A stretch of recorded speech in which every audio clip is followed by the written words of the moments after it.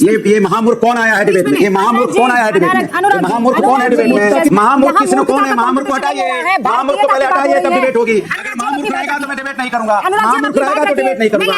असली मुद्दा क्या है हिंदुस्तान के अंदर में? असली मुद्दा तो महंगाई है, असली मुद्दा तो बेरोजगारी है, असली मुद्दा तो किसान है। आप 16-16 लाख करोड़ रुपए धन्ना सेठों के माफ होते हैं कर्जे, लेकिन किसान का नहीं माफ होगा। संस्कार है कि चैनल भी कंट्रोल कर रहे हैं, रूबिका जी को भी कंट्रोल कर रहे हैं, रूबिका जी का भी सवाल पूछेंगे। कमाल है भाई, किसी माई के लाल में इतनी हिम्मत नहीं है कि रूबिका लियाकत को कंट्रोल कर सके। बिल्कुल, बधाई आपको, बधाई आपको, बधाई। हाँ जी, राम राम भाई लोगों, जय श्री राम। कैसे हैं आप लोग? आपका स्वागत है हमारे चैनल पे। तो जी आज एक वीडियो बना के लाया हूँ जिसमें जो कि सैम पित्रोदा ने जो हमारे भारतवासियों को, हिंदुस्तानियों के लिए जो बोला है, उस पर एक बहस चल रही थी जिसमें हमारे शहजाद पूनावाला जो बीजेपी के नए नए प्रवक्ता हैं वो थे, और हमारे अनुराग भदौरिया जी जिनको आप जानते हैं हरे तोते को, और हमारे रूबिका लियाकत जी जो जिनका झुकाव हमेशा बीजेपी की तरफ है, जिसको आप गोदी मीडिया भी कहते हैं। तो जी ये बहस चल रही थी जिसमें अनुराग भदौरिया का तो वही खैर पुराने रिकॉर्ड चल रहे हैं भाई, आज से नहीं, वो तो कई महीनों से एक ही रिकॉर्ड चल रहे हैं। शायद वो कुछ ढंग का बोलना शुरू करे तो शायद इससे समाजवादी पार्टी को और इंडिया अलायंस को कुछ फ़ायदा मिल सकता है। अगर ये प्रवक्ता लोग अच्छा बोलना शुरू करें तो ये जो बोल रहे हैं उससे तो नुकसान ही हो रहा है। और चूनावाला जो भी हैं उन पे तो अपने अनुराग भाई भारी पड़ते हैं, और आज भी भारी पड़े हैं। उनको कह रहे हैं ये कौन महामूर्ख है, इस महामूर्ख को निकालो तभी मैं इस बहस में हिस्सा लूँगा। आइए चलिए देखते हैं वीडियो को और बात करते हैं। सैम पित्रोदा ने क्या इंडिया गठबंधन को हराने की सुपारी ले ली है अनुराग भदौरिया? भाई उनको पता नहीं है कि हिंदुस्तान कितना इमोशनल देश है, उनको नहीं पता है कि कोई भी बयान जो है कितना सोच समझ के देना है। आप देते फिर रहिए, आप सफाई क्यों नहीं निकलवा लेते हैं उस पद से? आपके साथी है ना कांग्रेस वाले अनुराग जी। मुझे हाँ मुझे बोलने दीजिएगा, टूकिएगा नहीं। मैंने कहा हम लोग यहाँ जितने लोग बैठे हैं उसमें से एक व्यक्ति ने बोला सब कोई बाहरी है, कोई अफ्रीकन तो नहीं है। मुझे इससे ऑब्जेक्शन है। जिसकी जैसी मानसिकता, हम तो भारतीय है। शायद बोलने वाला अपने आप को भारतीय नहीं समझता होगा क्योंकि वो डिवाइडेड रूल की मानसिकता में रहता है, इसलिए उसको कोई अफ्रीकन दिख रहा होगा, कोई यहाँ पे बाहरी दिख रहा है। कमाल की भारतीय जनता पार्टी के लोग हैं भाई। देखिए ये वो लोग हैं जो हमेशा डिवाइडेड रूल भाषण दिया। मैंने किसी के बीच में नहीं बोला, मैंने किसी के बीच में नहीं बोला। हिंदुस्तानी संस्कृति संस्कार नहीं है, इसलिए व्यक्ति बोल रहा है। मूर्ख लोग जो पकड़ लेते हैं। आप बोल रहे तो ये महामूर्ख कौन आया है डिबेट में? ये महामूर्ख कौन आया है डिबेट में? महामूर्ख कौन है डिबेट में? किसी के बीच में नहीं बोला, किसी के बीच में बोला। महामूर्ख कौन है? इस महामूर्ख को हटाइए यहाँ से, इस महामूर्ख को हटाइए पहले महामूर्ख को हटाइए। अनुराग जी आप अपनी बात रखिए प्लीज। महामूर्ख हो आप अनुराग भदौरिया, इसलिए तो सब किसने बोला महामूर्ख किसने कौन है? महामूर्ख को हटाइए, महामूर्ख को पहले हटाइए तब डिबेट होगी। अगर महामूर्ख रहेगा तो मैं डिबेट नहीं करूंगा, महामूर्ख रहेगा तो डिबेट नहीं करूंगा। सीधी सी बात है। ऐसी बात नहीं है, ऐसी बात बीच में बोला, मैं किसी के बीच में नहीं बोला हूं। मैं किसी के बीच में नहीं बोला और ना मैंने किसी के बीच में टोका, क्योंकि मैं संस्कृति संस्कार का सम्मान करता हूँ।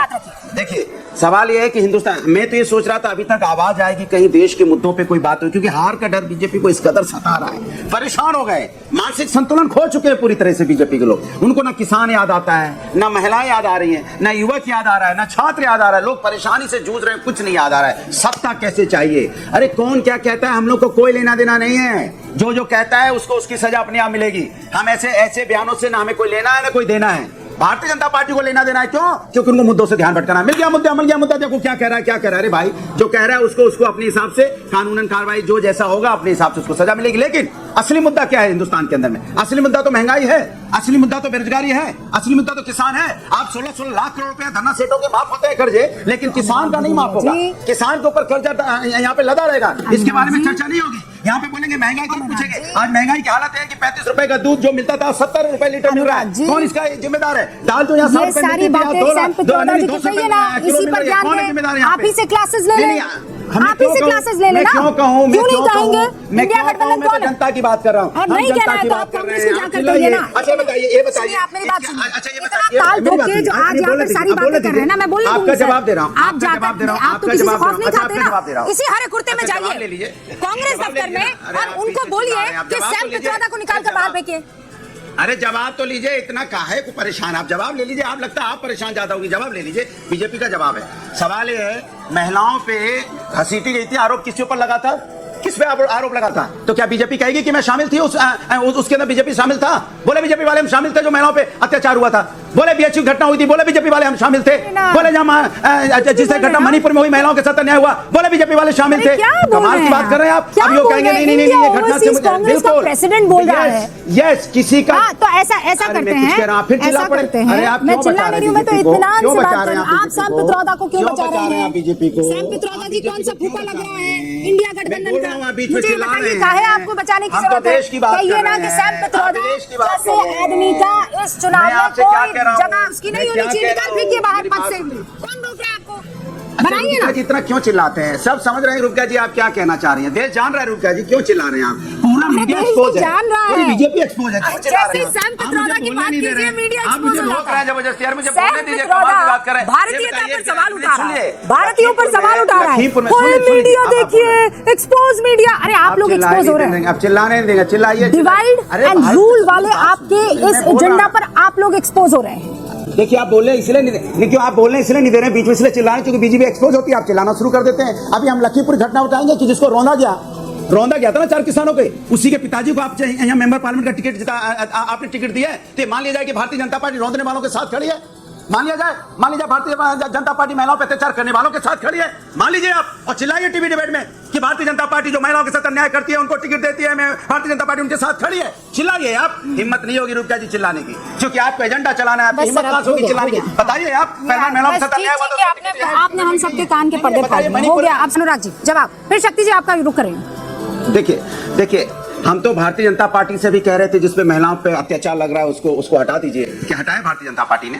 मैं तो कह रहा था मणिपुर में जिस मुख्यमंत्री के रहते हुए मणिपुर में महिलाओं पे अत्याचार हुआ, लेकिन आपने हटाया क्या? हमने तो मांग की थी हटाइए आप। हटाया क्या? कह रहे हमने चर्चा की। माने महिलाओं पे अत्याचार हुआ, उनको किस तरह से घुमाया गया, हमने चर्चा की। चर्चा करना आपका समाधान था। कमाल की बात कर रहे हैं। जिस तरह की घटना आपको बीएचयू में हुई, जिस तरह की घटना किताब भंडारी के देखने को मिली, जिस तरह की रौंदने वाला आपने देखा कि 7 किसानों को आपने टिकट दी हुई है और आप कह रहे हो कि हमने हटाया नहीं। मैं भी किसी के बीच में। दूसरी बात, संविधान बदलने वाले लोग जो संविधान बदलने के नाम पे वोट मांग रहे हैं, क्या आपने उनके टिकट काट दी? क्या हटा दिया क्या आपने उन लोगों को? क्या आप मैं देखिए भारतीय जनता पार्टी के साथ दिक्कत क्या है, वो असली मुद्दों से ध्यान भटकाना चाहती है। मेरी कोई डिबेट उठा के देख लिया रुबिका जी, चैलेंज के साथ जब से हुआ तब से मैं हमेशा महंगाई, बेरोजगारी, किसान, महिला समस्या पे बात करता हूँ, क्योंकि हिंदुस्तान के मुद्दों पे बात कर रहा हूँ, क्योंकि हिंदुस्तान के किसानों की बात कर रहा हूँ, क्योंकि हिंदुस्तान की युवाओं की बात कर रहा हूँ, क्योंकि हिंदुस्तान के किसानों की बात कर रहा हूँ, हिंदुस्तान के छात्रों की बात कर रहा हूँ, हिंदुस्तान के लोगों की बात कर रहा हूँ, क्योंकि हिंदुस्तान में लोग जो रह रहे हैं उनके मुद्दे हैं जिसपे बात नहीं होना। आप वही मुद्दा बार-बार बोलते हैं और इतना एक्यूरेटली उसी पर बोलते हैं कि आप अपनी एक कैसेट सब तक पहुंचा सकते हैं। कुछ नहीं करना होगा, मैं प्ले कर दूंगी, वो चल जाएगा। अच्छी बात है, बोलना चाहिए। बेरोजगारी, किसान, शहजाद पुनावाला है, मुद्दा है। एक पॉइंट भदौरिया उठा रहे हैं। बार बोलूंगा, आपके यहाँ बार बोलूंगा, हर सेकंड सुन लिया, दिन बोलूंगा, आपको सवाल पूछ रहा हूँ। अरे यही है, इन मुद्दों से ध्यान भटकाना चाहते हैं। सवाल पूछ लेने दीजिए ना मुझे, रुक जाइए। देखिए भारतीय जनता पार्टी के साथ सुनिए मेरी बात सुनिए, भारतीय जनता पार्टी के साथ दिक्कत ये है, जिन महानुभाव के नाम ले रहे हैं ना, अभी जब चुनाव हुआ राज्यसभा का तो उन्हीं का वोट मांग के आए हैं। आज वो उनके साथ चली गई है, अब वो पाक साफ है, अब कोई दिक्कत नहीं है। उनकी पत्नी जीती जरूर है, आपने टिकट लिया क्यों भाई? भारतीय जनता पार्टी ने अपने साथ लेके उनका वोट ले लिया, राज्यसभा जीत ली, अब पाक साफ है। क्या बात है भैया, वोट लेने के लिए पाक साफ। दूसरी बात हमने लिख के दिया है, किसान जिनकी 2.5 एकड़ से जमीन कम है उनको 5,000 का बच्चों के बीच में नहीं बोला, फिर बीच बोलने लगे, फिर पेट में दर्द हो गया। देखिए रुबिका जी आप बताइए, आरक्षण मुस्लिम आरक्षण दिया था नहीं दिया था? रुबिका जी चुप कराइए, 2012 में चुप कराइए। शहजाद पुनावाला यही संस्कार का सवाल है, संस्कार है कि चैनल भी कंट्रोल कर रहे हैं, रुबिका जी को भी कंट्रोल कर रहे हैं। रुबिका जी का भी सवाल पूछेंगे, रुबिका जी का भी सवाल पूछेंगे। अनुराग जी जवाब दीजिए ना। कंट्रोल है मतलब आप चैनल कंट्रोल करें। 10 बार मैं बोल चुकी हूँ, किसी माई के लाल में इतनी हिम्मत नहीं है कि रुबिका लियाकत को कंट्रोल कर सके। बिल्कुल, बधाई आपको, बधाई आपको, बधाई। ये सुन लेना चाहिए जो सुनना चाहते हैं, जो आपने सुना दिया अच्छा किया, इसके लिए बधाई की बात खत्म करिए। आप बधाई के पात्र हैं, बिल्कुल बधाई के पात्र हैं।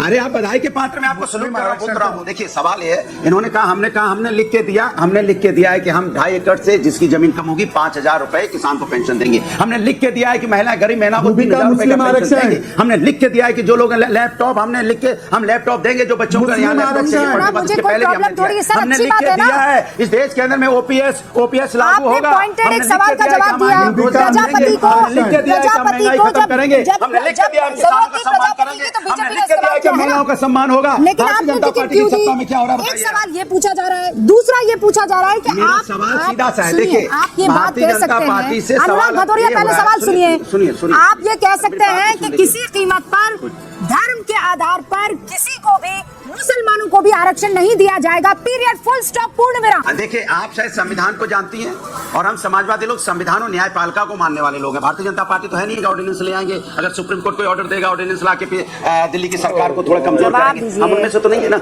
संविधान में जो लिखा है, संविधान सम्मत काम होगा। फिर सुन लीजिए, संविधान सम्मत काम करने वाले हम लोग हैं। हम भारतीय जनता पार्टी के लिए संविधान के हमें ज्यादा सीटें चाहिए कि संविधान में उनको बदलना है, हम उनमें से नहीं है। ज्यादा सीटें आ रही हैं हमारी। संविधान क्या कहता है? धर्म के आधार पर आरक्षण नहीं होगा। सत्ता हमारी होगी, मैं सत्ता हमारी आपको भी होगी, चैलेंज लेकिन कर रही जनता हूं की होगी। और शक्ति सिंह यादव को भी चैलेंज कर रही हूं, लेकिन जनता की सत्ता होगी, जनता के आप भले दोनों के को लिए, चैलेंज जनता कर रही हूं। न्याय के लिए, कहिए कि जनता धर्म के सम्मान आधार लिए पर होगी, मुसलमानों को रोजगार के लिए आरक्षण होगी। नहीं दिया ये जो जाएगा। सत्ता आएगी, जो सत्ता आएगी, ये आप लोगों की, मैं बोल आप रहा तो हूं, कह देते हैं संविधान मुसलमानों के लिए परेशानी हो जाती है ना। हाँ तो जी भाई लोगों, वीडियो तो हो गया यहाँ पे ख़त्म, कॉमेडी शो हो गया यहाँ पे ख़त्म। आपने देखा कि जिस तरह से अनुराग जी बोलते हैं, ये पिछले 6 महीने साल से यही बातें दोहरा रहे हैं, इसमें कोई शक नहीं है। आप इनकी कोई भी पुरानी बहस उठा के देखिए, सिर्फ वही बहस, वही चीज़ें बोलते हुए नजर आएंगे। और मुझे लगता है कि ये सब मतलब बहुत बड़े फुद्दू किस्म के इंसान हैं, जिनको कि पता है कि ये सब आप कोई सुन भी नहीं रहा और इन्होंने यही बोलना है। अगर ये कम बोलेंगे तो कम नुकसान करेंगे, अगर जैसे इसी तरह बोलते रहे तो ये मतलब बीजेपी का फ़ायदा ही कराते जाएंगे। और बीजेपी को जीतने से इस बार तो कोई रोक नहीं सकता, और ये अपनी बकवासबाजी बंद करें तो इनका नुकसान थोड़ा कम हो जाएगा। अगली बार की तैयारी करें, इस बार कुछ नहीं होगा। और पूना वाला चूना वाला जो भी हैं, इनके बस का नहीं है अनुराग जी से बात करना। अनुराग जी इन पे तो भारी हैं ही हैं। और रूबी का लियाकत तो आपको पता ही है कि उनका थोड़ा बीजेपी की तरफ थोड़ा सा रहता ही रहता है, चाहे कुछ भी हो जाए।